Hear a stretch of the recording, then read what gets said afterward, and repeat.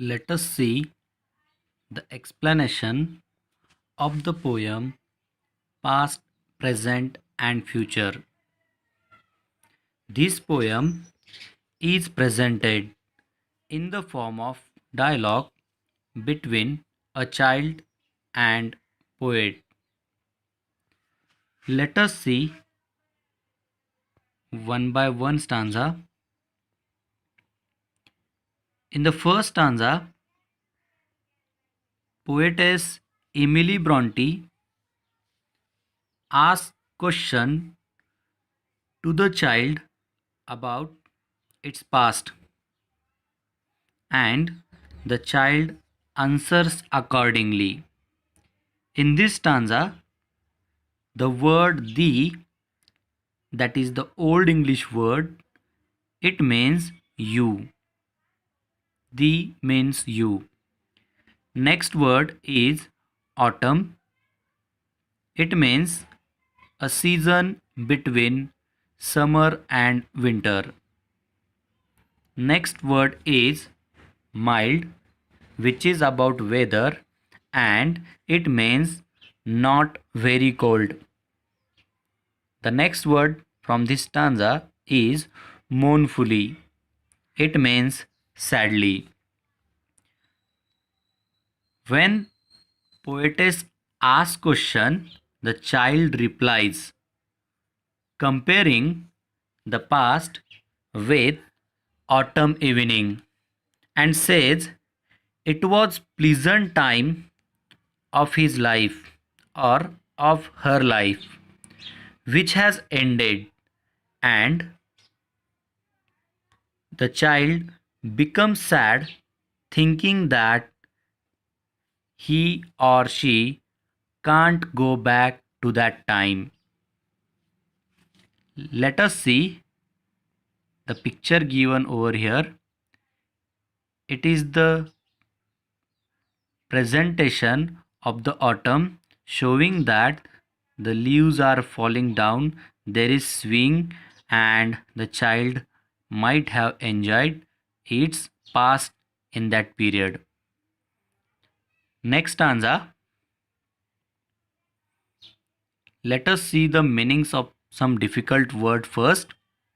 Here the word spray means a small branch of tree which may be bearing flowers. Next word is, or the phrase is, to mount.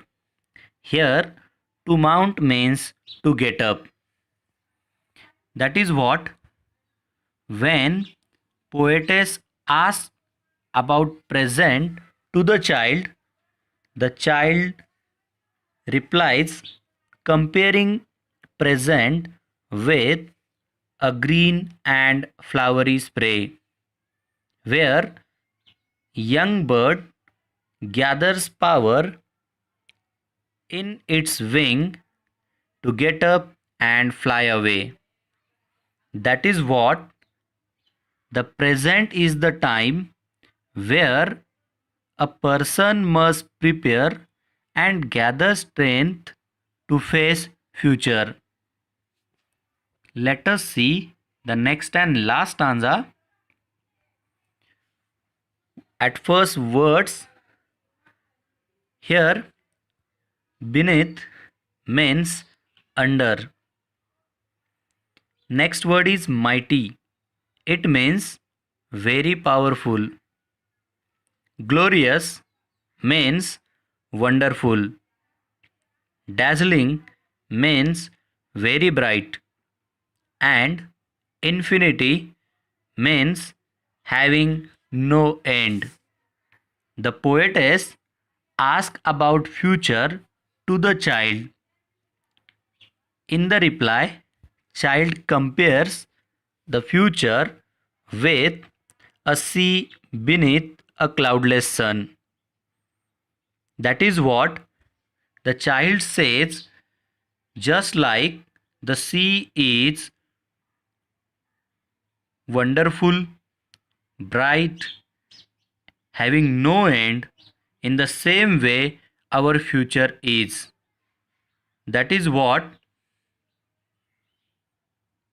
The future is unknown, exciting, just like we can't say where the sea is going to end.